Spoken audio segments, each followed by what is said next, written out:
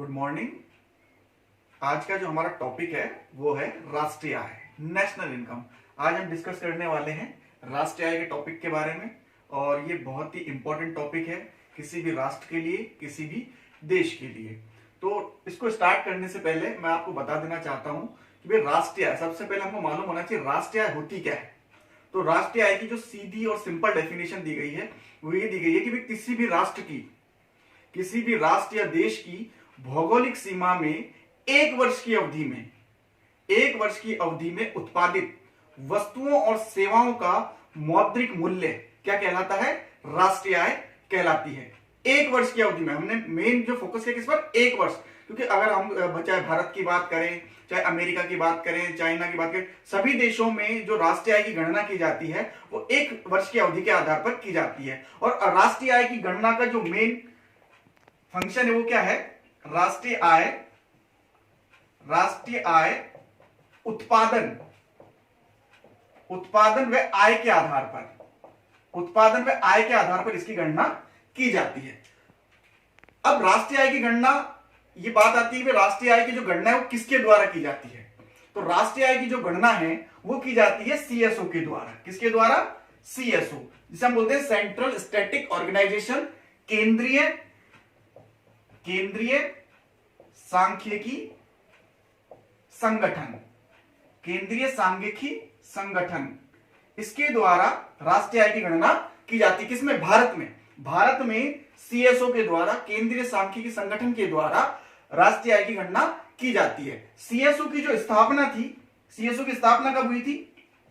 CSO की जो स्थापना है वो हुई थी 2 मई 1951। सीएसओ की स्थापना कब हुई थी? 2 मई 1951 में सीएसओ ने राष्ट्रीय आय की गणना का कार्य आरंभ किया था। एक इंपॉर्टेंट चीज और है कि भाई भारत में दादा भाई नौरोजी द्वारा, किसके द्वारा? दादा भाई नौरोजी के द्वारा 1867-68 में, भारत में दादा भाई नौरोजी द्वारा 1867-68 में सबसे पहले राष्ट्रीय आय की गणना की गई। किसमें? भारत में दादा भाई नौरोजी, ध्यान रखना, पहले कई बार क्वेश्चन पूछा जा चुका है कि भारत में राष्ट्रीय आय गणना सबसे पहले किसके द्वारा? तो दादा भाई नौरोजी के द्वारा 1867-68 में सबसे पहले राष्ट्रीय आय की गणना की गई है। और राष्ट्रीय आय की जब गणना की हम बात करेंगे तो राष्ट्रीय आय की गणना करने में बहुत सारे जो इकोनॉमिस्ट है उन्होंने अपने अपने अकॉर्डिंग क्या की है, इसकी डेफिनेशन दी है। ठीक है ना। अब इसकी जो डेफिनेशन है अलग अलग इकोनॉमिस्ट के द्वारा उन्होंने राष्ट्रीय आय को एक्सप्लेन किया है, और सभी ने अपना अलग आधार बताया है। सभी ने क्या किया है? अपना अलग अलग। अगर हम बात करें मार्शल की, इसकी बात करें मार्शल, तो मार्शल ने राष्ट्रीय आय की डेफिनेशन जो दी है वो किसके आधार पर दी है? उत्पादन के आधार पर। किसके आधार पर? उत्पादन के आधार पर मार्शल ने राष्ट्रीय आय की डेफिनेशन दी है। यदि हम बात करें पीगू की, किसकी बात करें? पीगू की। पीगू ने मुद्रा के आधार पर, किसके आधार पर? मुद्रा के आधार पर राष्ट्रीय आय की गणना की है। अगर अपन बात करें फिशर की, तो फिशर ने राष्ट्रीय आय की गणना के लिए उपभोग, किसको? उपभोग को इसका आधार माना है। अब क्या हुआ? ये बात थी वही क्लासिकल, ये जो इकोनॉमिक्स थे क्लासिकल परंपरागतवादी जो अर्थशास्त्री थे वो उनकी श्रेणी में इनको माना जाता है। अब बात करते हैं आधुनिक अर्थशास्त्री। तो आधुनिक अर्थशास्त्री थे हमारे साइमन कुजनेट्स। कौन से थे? साइमन कुजनेट्स ने क्या किया? उत्पादन, इन तीनों को मिला दिया, उत्पादन प्लस मुद्रा प्लस उपभोग। साइमन कुजनेट्स के द्वारा उत्पादन, मुद्रा और उपभोग तीनों को ऐड करके उसने क्या की? राष्ट्रीय आय की डेफिनेशन दी। मुख्य रूप से ये जो आधार है उत्पादन, मुद्रा, उपभोग, ठीक है, राष्ट्रीय आय की गणना के लिए बहुत जरूरी है। ये राष्ट्रीय आय की संरचना और समुच्चय। अब हम बात करने वाले हैं राष्ट्रीय आय की संरचना और समुच्चय के बारे में, स्ट्रक्चर ऑफ नेशनल इनकम और एग्रीगेट्स। हमें मालूम होना चाहिए कि राष्ट्रीय आय की जो कंसेप्ट है उसकी जो समुच्चय है उनको कितने पार्ट्स में डिवाइड किया गया है, कौन कौन से इसके समुच्चय कहलाते हैं। आप लोगों ने नाम भी सुने होंगे, जीडीपी के बारे में, जीएनपी के बारे में, एनएनपी, एनडीपी। ठीक है, तो क्वेश्चन ये है कि भाई राष्ट्रीय आय के जो समुच्चय वो होते कितने हैं। अगर वैसे हम देखें तो ये मुख्य रूप से 4 प्रकार के होते हैं। राष्ट्रीय आय के जो समुच्चय है 4 प्रकार के होते हैं, GDP, GNP, NDP, NNP. GDP gross domestic product, इसका मतलब होता है सकल घरेलू उत्पाद। जीएनपी ग्रॉस नेशनल प्रोडक्ट, सकल राष्ट्रीय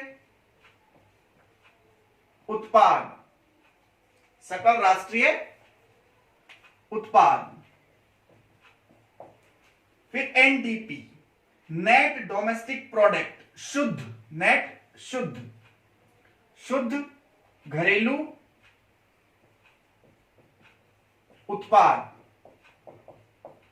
और फोर्थ है शुद्ध, एनएनपी नेट नेशनल प्रोडक्ट, शुद्ध राष्ट्रीय उत्पाद। अभी देखने में हमको 4 अवधारणाएं लग रही हैं राष्ट्रीय आय की, कौन कौन सी, जीडीपी, जीएनपी, एनडीपी, एनएनपी। लेकिन अगर इनको देखें हम तो ये 4 नहीं 8 प्रकार की होती है। मतलब 8 प्रकार की कैसे, एक्चुअल में 4 होती है ये बाजार मूल्य पर, 4 ही होती है कारक साधन लागत पर, जिसे हम फैक्टर कॉस्ट बोलते हैं। ठीक, तो 4 ही कितने पर होगी अगर हम इसको देखें वापस, जीडीपी, जीएनपी, एनडीपी और एनएनपी। 4 तो हो गई है MP, market price. MP means market price, बाजार मूल्य। MP market price. और 4 ही हो गई फैक्टर कॉस्ट, साधन लागत या कारक लागत, फैक्टर कॉस्ट पर। अब सवाल ये होता है भाई इन अवधारणाओं के द्वारा किसी भी, जब हमको राष्ट्रीय आय की गणना करनी होती है तो हम किस प्रकार से करेंगे।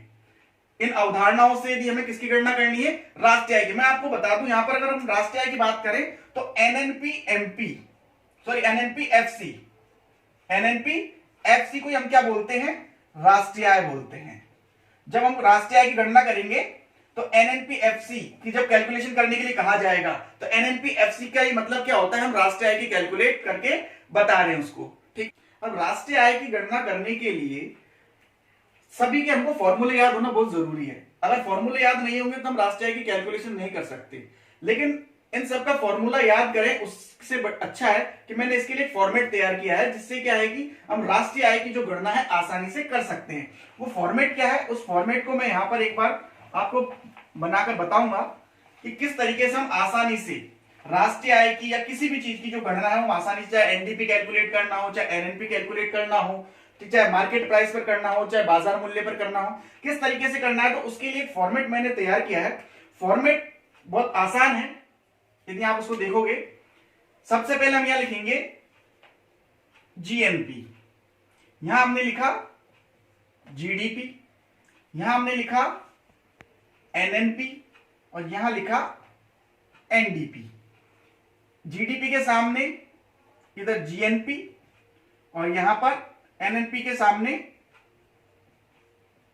एनडीपी, सॉरी जीडीपी,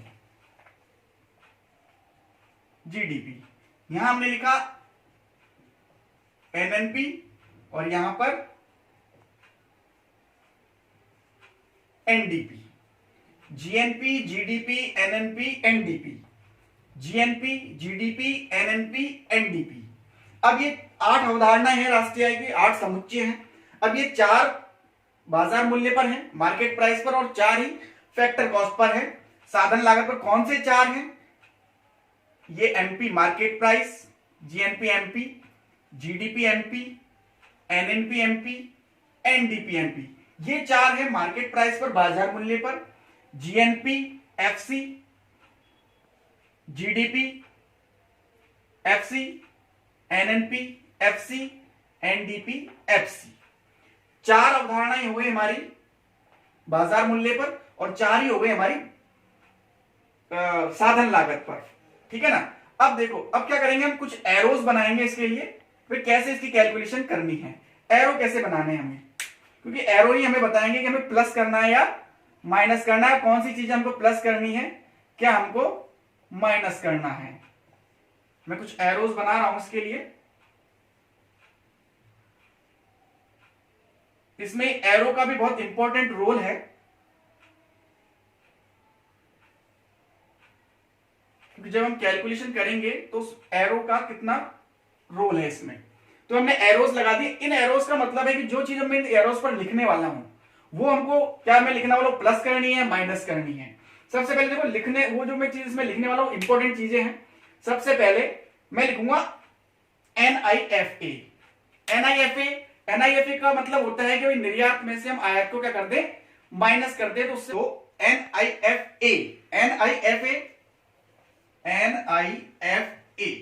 NIFA का मतलब होता है नेट इनकम फ्रॉम एब्रोड। इसका मतलब होता है विदेशों से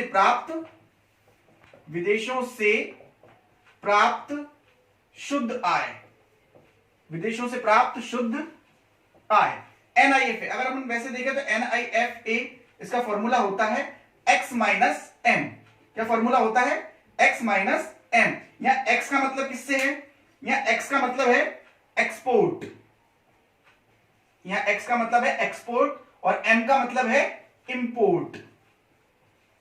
इसका मतलब निर्यात और आयात।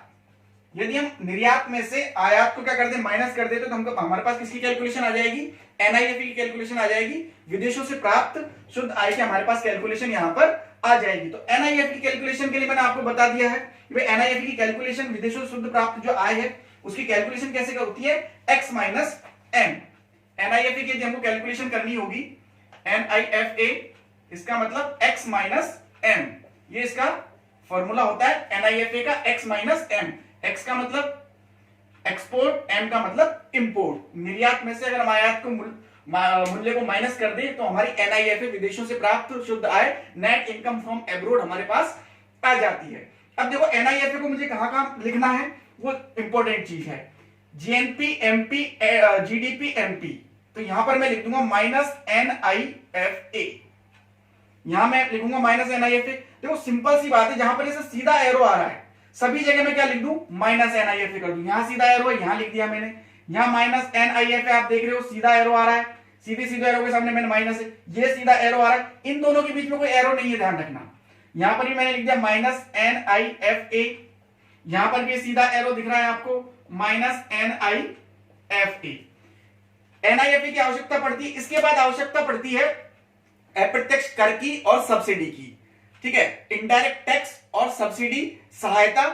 तो अप्रत्यक्ष कर और सहायता को क्या करना है, यहां देखिए GDP MP और GNP FC, यहां मैं करूंगा minus IT indirect tax plus subsidy, minus IT plus subsidy. अब देखो इधर का ऐसा जो एरो आपको नजर आ रहा है, ठीक है, ऐसे जितने भी एरो हैं उन पर सब पर मैं क्या लिख दूंगा, माइनस IT प्लस सब्सिडी। एक एरो ऐसा आ रहा है बिल्कुल सेम एरो ये रहा, तो इस पर भी मैंने क्या लिख दिया, minus IT plus subsidy. Same एक एरो ये रहा, माइनस IT प्लस सब्सिडी। एक एरो ये है, माइनस IT प्लस सब्सिडी। जितने भी इस प्रकार के एरो है सब पर मैंने माइनस IT मतलब अप्रत्यक्ष कर, इनडायरेक्ट टैक्स, सब्सिडी मतलब अनुदान या सहायता, तो सब पर मैंने क्या लिख दिया है, minus IT plus subsidy minus. In arrows का क्या मतलब है, अगर मैं कैलकुलेशन करूंगा तो IT को माइनस करना है और सब्सिडी को प्लस करना है। अभी मेरा ये वाला एरो रह रहा है इधर साइड वाला, इसमें से हम क्या करेंगे, डेप्रिसिएशन, जो मूल्यह्रास होता है उसको हम क्या कर देंगे, माइनस कर देंगे। तो इधर मैंने लिख दिया माइनस D, डेप्रिसिएशन मतलब मूल्यह्रास, माइनस D। ऐसा एरो है, ये बिल्कुल ये भी ऐसा एरो है, माइनस D। ये एरो भी आपको नजर आ रहा होगा, माइनस D, और इस एरो में क्या कर देंगे, माइनस D। तो ये किस चीज को हमको माइनस करना है, किसको प्लस करना है, यहां आपको नजर आ गया होगा अगर हमको राष्ट्रीय आय की गणना करनी है। NNP-FC को हम क्या कहते हैं, NNP-FC को क्या कह देते हैं हम, राष्ट्रीय आय कहते हैं। क्या कहते हैं, राष्ट्रीय आय। किसी भी चीज की गणना करनी हो हमको फॉर्मूले रखने की जरूरत नहीं है, याद करने की जरूरत नहीं है, केवल ये फॉर्मेट हमारे पास होगा तो हम किसी भी चीज की कैलकुलेशन यहां पर कर सकते हैं। अब इसमें एक चीज और है, देखो जब हम कभी जीएनपी एमपी से इस तरफ जाएंगे तो आईटी को माइनस करेंगे, सब्सिडी को प्लस कर देंगे। लेकिन कभी ऐसा हो जाए कि हमको यहां से यहां जाना पड़े, जीएनपी एफसी से जीएनपी एमपी की तरफ जाना पड़े, तो हम क्या करेंगे, अपोजिट कर देंगे। जैसे यहां से जीएनपी एमपी से हम जीएनपी एफसी की तरफ आए थे तो माइनस आईटी किया था, प्लस सब्सिडी किया था। अब हम क्या करेंगे, यहां से अगर अपोजिट जाएंगे तो जब भी हम किसी भी एरो के अपोजिट जाएंगे तो माइनस प्लस हो जाएगा और प्लस माइनस हो जाएगा। ठीक है, अगर हम यहां से इधर जाएंगे तो आईटी को क्या कर देंगे प्लस और सब्सिडी को क्या कर देंगे माइनस। उसी प्रकार से अगर हम जीडीपी एमपी से जीएनपी एमपी की तरफ गए तो हम क्या करेंगे, इधर से जीएनपी एमपी से जीडीपी एमपी की तरफ आते हैं तो माइनस एनआईएफए होता है। अगर हम जीडीपी एमपी को से जीएनपी एमपी की तरफ जाएंगे तो एनआईएफए को क्या कर देंगे, फिर हम उसमें प्लस कर देंगे। तो इस फॉर्मेट में के जरिए हम किस प्रकार से राष्ट्रीय आय की गणना करते हैं, तो उसके लिए मैं क्या करूंगा, ये फॉर्मेट हमारे सामने रहेगा और उससे रिलेटेड मैं एक क्वेश्चन इसमें लूंगा, आपको क्वेश्चन लिख के दिखाऊंगा और उसी के द्वारा हम कहीं पर भी किस प्रकार से इस चाहे जीडीपी एमपी हमको कैलकुलेट करनी हो, चाहे हमें एनडीपी एफसी कैलकुलेट करनी हो, चाहे हमें एनडीपी एमपी कैलकुलेट करनी हो, किस प्रकार से इनकी कैलकुलेशन करनी है, तो एक सवाल में ले रहा हूं और उस सवाल के माध्यम से हम क्या करेंगे, राष्ट्रीय आय की गणना करेंगे। अब इस क्वेश्चन के जरिए हम जो कैलकुलेशन है वो करने वाले हैं। क्वेश्चन हमारा है जीएनपी एमपी, मैंने लिखा है यहां पर 1000 करोड़ रुपए, आईटी अप्रत्यक्ष कर 250 करोड़ रुपए है, सब्सिडी अनुदान 100 करोड़ रुपए है, डी डेप्रिसिएशन मतलब मूल्यह्रास 50 करोड़ रुपए है, एक्सपोर्ट 400 करोड़ रुपए है, इंपोर्ट आयात वो है 300 करोड़ रुपए है। इनके आधार पर मुझे निम्न चीजों की गणना करनी है। और गणना किस चीज की करनी है, बाजार मूल्य पर शुद्ध घरेलू उत्पाद। अब मुझे देखना है कि बाजार मूल्य पर शुद्ध घरेलू उत्पाद, इसका मतलब ही क्या है, बाजार मूल्य कह दिया, इसका मतलब मार्केट प्राइस। शुद्ध घरेलू उत्पाद, शुद्ध मतलब एन, एनडीपी घरेलू मतलब डोमेस्टिक प्रोडक्ट, एनडीपी एमपी की मुझे कैलकुलेशन करनी है। इसका मतलब एनडीपी एमपी ये मुझे दे रखा क्या है, जीएनपी एमपी दिया हुआ है। कहने का मतलब मुझे जीएनपी एमपी दे रखा है और मुझे एनडीपी एमपी की कैलकुलेशन करनी है एक तो। दूसरी मुझे कैलकुलेशन करनी है साधन लागत पर, मतलब फैक्टर कॉस्ट पर, साधन लागत पर सकल राष्ट्रीय उत्पाद। साधन लागत सकल राष्ट्रीय, इसका मतलब ग्रॉस नेशनल प्रोडक्ट, इसका मतलब जीएनपीएफसी। दूसरी कैलकुलेशन मुझे जीएनपीएफसी की करनी है। तीसरा मुझे राष्ट्रीय आय, राष्ट्रीय आय का मैंने आपको पहले ही बता दिया, एनएनपीएफसी को हम क्या बोलते हैं, राष्ट्रीय आय बोलते हैं। तो राष्ट्रीय आय में के लिए किसकी गणना करेंगे, एनएनपीएफसी की गणना करेंगे। अब इसकी गणना के लिए क्या करना होगा, जिस प्रकार से हमको एरो दिए हुए जो हमारे पास क्वेश्चंस में सारे चीजें दी हुई हैं, उन्हीं के आधार पर हम क्या करते हैं, इसकी गणना करते हैं। अब एनआईएफए मुझे यहां पर नहीं दिया हुआ क्वेश्चन में, तो एनआईएफए के लिए मुझे एक्सपोर्ट और इंपोर्ट दिया हुआ है। तो सबसे पहले मैं क्यों ना एनआईएफए की कैलकुलेशन कर लूं। सबसे पहले किसकी कैलकुलेशन कर लेते हैं, हम एनआईएफए की कैलकुलेशन कर लेते हैं। तो एनआईएफए, एनआईएफए का मैंने आपको पहले बताया था एक्स माइनस एम, इसका मतलब एक्सपोर्ट माइनस इंपोर्ट। एक्सपोर्ट कितना है 400 करोड़ रुपए, माइनस इंपोर्ट कितना है 300 करोड़ रुपए। तो कहने का मतलब है 100 करोड़ रुपए। ये क्या आ गया, मेरा एनआईएफए आ गया। क्या आ गया, एनआईएफए आ गया। तो एनआईएफए की मैंने कैलकुलेशन कर ली, विदेशों से प्राप्त शुद्ध आय। अब मेरे पास एनआईएफए भी है, क्योंकि एनआईएफए की कैलकुलेशन के लिए मुझे एक्सपोर्ट दिया हुआ है, इंपोर्ट दिया हुआ है। अब मुझे कैलकुलेशन करनी है, मेरी कैलकुलेशन मुझे करनी है एनडीपी एमपी की। सबसे फर्स्ट जो क्वेश्चन है हमारा कि मुझे एनडीपी एमपी की कैलकुलेशन करनी है। अब एनडीपी एमपी की कैलकुलेशन के लिए मुझे क्या दे रखा है सवाल में, जीएनपी एमपी। क्वेश्चन में क्या दे रखा है मुझे, जीएनपी एमपी ये दिया हुआ है। जीएनपी एमपी मुझे कितना दे रखा है, 1000 करोड़ रुपए।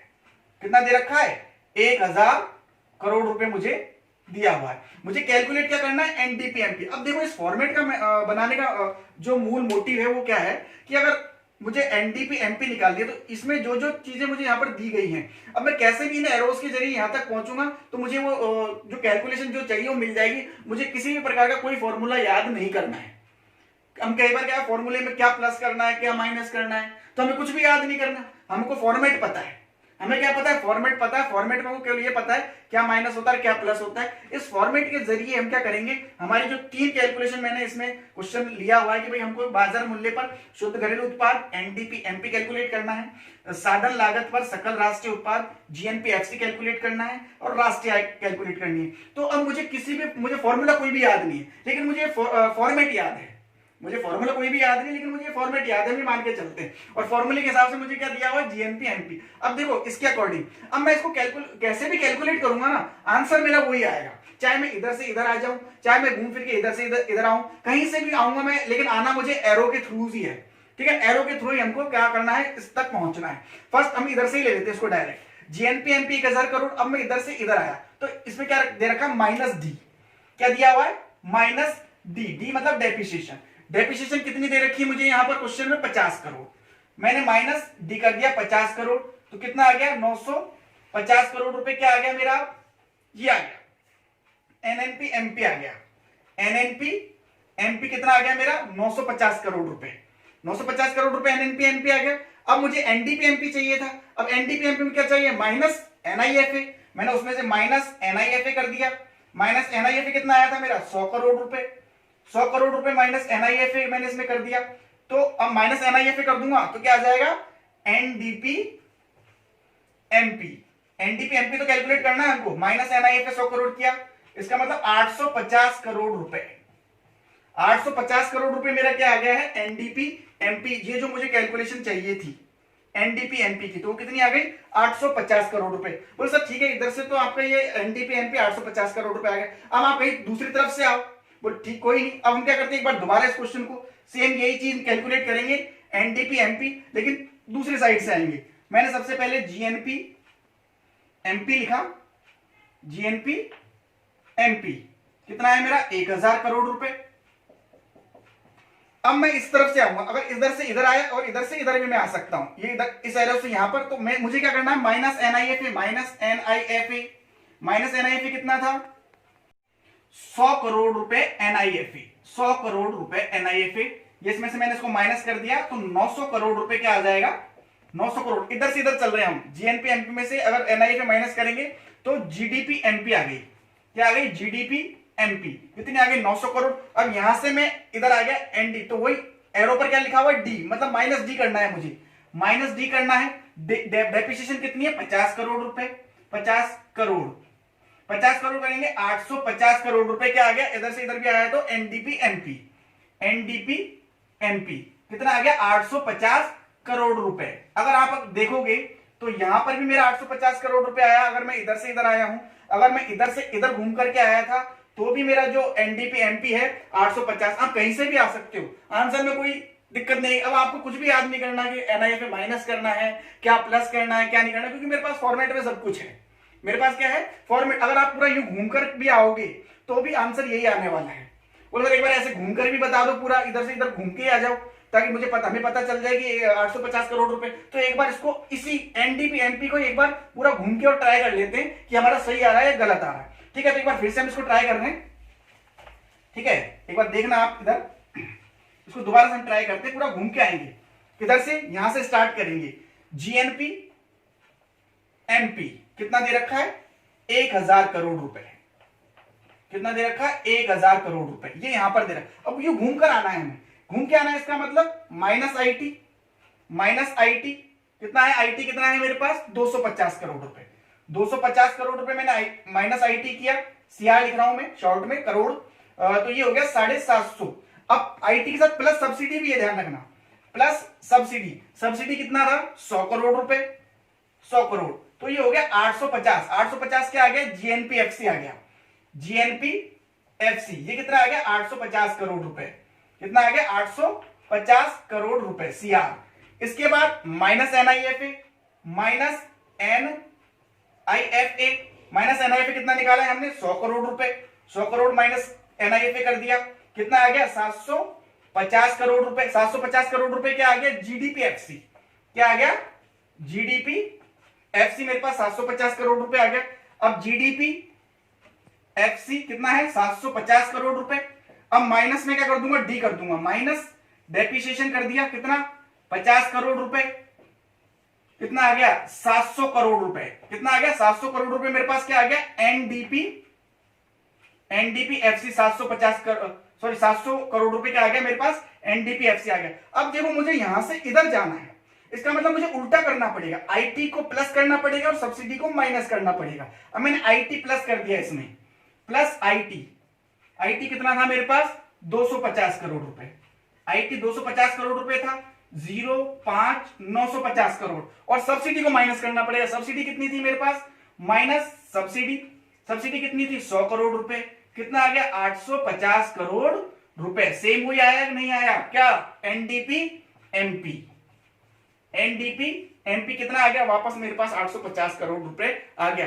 कहीं से भी हम इसमें घूमकर चले जाएंगे, आंसर में कोई बदलाव नहीं आएगा। मेरे ख्याल से आपको समझ में आ गया होगा कि एनडीपी एमपी की हम पूरी कैलकुलेशन करेंगे, कहीं से भी हम चले जाएं, केवल हमें क्या याद होना चाहिए, फॉर्मेट याद होना चाहिए कि कौन सी चीज माइनस हो रही है, कौन सी प्लस। एक बार बनाने का बहुत आसान तरीका है, कोई इसमें ऐसा कोई खास है नहीं कि इसको किस प्रकार से हमको बनाना है। तो एनडीपी एमपी की कैलकुलेशन मैंने आपको बता दी, बाकी कैलकुलेशन हम कर रहे हैं। इसके बाद दूसरी कैलकुलेशन देखिए, दो कैलकुलेशन और है भी हमारे पास इसमें करने के लिए। पहली कैलकुलेशन हो गई, क्या था हमारा, एनडीपी एमपी, यहां लिख देते हैं हम एनडीपी एमपी की जो कैलकुलेशन थी 850 करोड़ रुपए हम इसको कैलकुलेट कर चुके हैं, 850 करोड़ सीआर रुपए। तो ये हम एक चीज की कैलकुलेशन कर चुके हैं, फर्स्ट।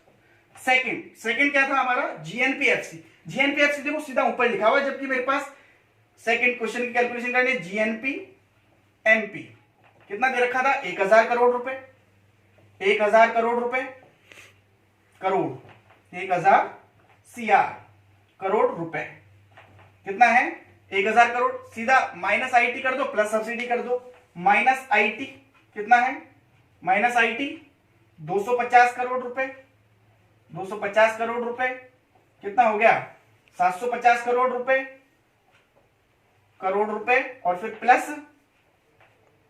सब्सिडी, प्लस सब्सिडी कितना है, 100 करोड़ रुपए। सब्सिडी 100 करोड़ है, 100 करोड़ रुपए तो कितना हो गया, 850 करोड़।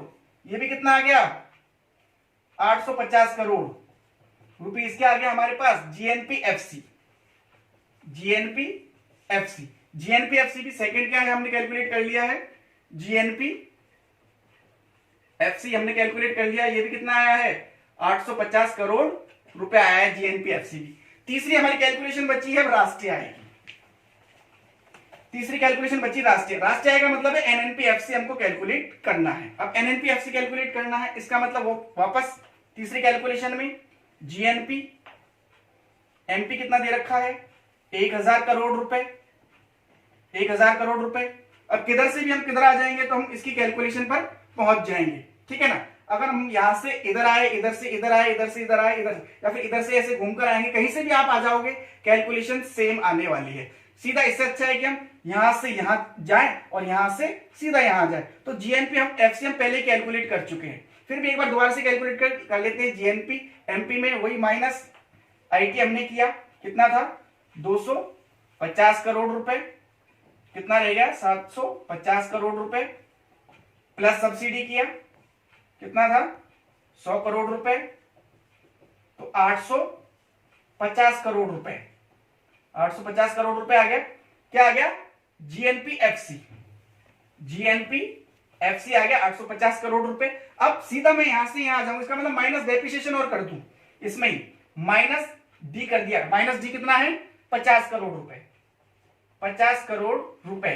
तो इसका मतलब है 800 करोड़, 800 करोड़ रुपए क्या आ जाएगी मेरी, एनएनपीएफसी। इसका मतलब राष्ट्रीय आय। राष्ट्रीय आय मेरी कितनी आ गई, तीसरा जो सॉल्यूशन था हमारा एनएनपीएफसी, इसका मतलब राष्ट्रीय आय कितनी आ गई, 800 करोड़ रुपए। 800 करोड़ रुपए की जो कैलकुलेशन है हमारी क्या आ गई है, एनएनपीएफसी की आ गई है। राष्ट्रीय आय की गणना हमारी यहां पर हो गई है। किस तरीके से हमने राष्ट्रीय आय की गणना करी, इसके लिए सबसे इंपॉर्टेंट जो चीज है नेशनल इनकम में, वो इसके समुच्चय जो हैं, चाहे वो जीएनपी हो, जीडीपी हो, एनएनपी हो, एनडीपी हो, इन सबका फॉर्मूला होता है। कैलकुलेशन का सबका फॉर्मूला है भाई, क्या प्लस करना है क्या माइनस करना। लेकिन यहां पर हम क्या करेंगे, कोई फॉर्मूला हमको लर्न करने की जरूरत नहीं है। फॉर्मूला केवल हमको एक फॉर्मेट अगर हमको लर्न होगा, याद होगा, ठीक है, तो उसकी सहायता से हम क्या कर सकते हैं, राष्ट्रीय आय की गणना आसानी से कर सकते हैं। तो राष्ट्रीय आय बहुत इंपॉर्टेंट टॉपिक है और इसके अंदर इसकी जो कैलकुलेशन है ये उससे भी ज्यादा इंपॉर्टेंट है। क्योंकि बच्चे कई बार सोचते हैं मैं क्या प्लस करूं क्या माइनस करूं। कई एग्जाम्स में ये क्वेश्चन हमसे पूछा जाता है कि राष्ट्रीय आय की कैलकुलेशन करके बताइए। ये राष्ट्रीय आय के लिए कई बार बोलते थे डेप्रिसिएशन की कैलकुलेशन, मूल्यह्रास की कैलकुलेशन करके बताइए, या एनआईएफए विदेशों से प्राप्त शुद्ध आय, नेट इनकम फ्रॉम एब्रोड की कैलकुलेशन हमसे पूछ ली जाती है। अब हम फॉर्मूले में उलझ जाएंगे, तो यहाँ फॉर्मूले में उलझने की जरूरत ही नहीं है, सीधा सीधा सिंपली हम क्या कर सकते हैं, कैलकुलेट कर सकते हैं। तो मेरे ख्याल से आज का जो टॉपिक है उसके बारे में काफी हमने डिस्कस कर लिया है और मुझे ऐसा लगता है कहीं ना कहीं आपको समझ में आ गया हो। तो आज का इस टॉपिक को हम यहीं ओवर कर रहे हैं। इसके जो अगला टॉपिक है वो हम आगे इसके बाद इसके जो समुच्चय है आगे के, इसके अलावा केवल ये 8 ही नहीं, इसके अलावा कुछ और समुच्चय भी हैं इसके, ठीक है, जैसे प्रति व्यक्ति आय, पर कैपिटा इनकम है, ठीक है, डीपीआई है, पीआई है, पर्सनल इनकम है, तो कुछ और भी समुच्चय हैं इसके अलावा, ठीक है, लेकिन मेन फंक्शन यही है, ठीक, ओके।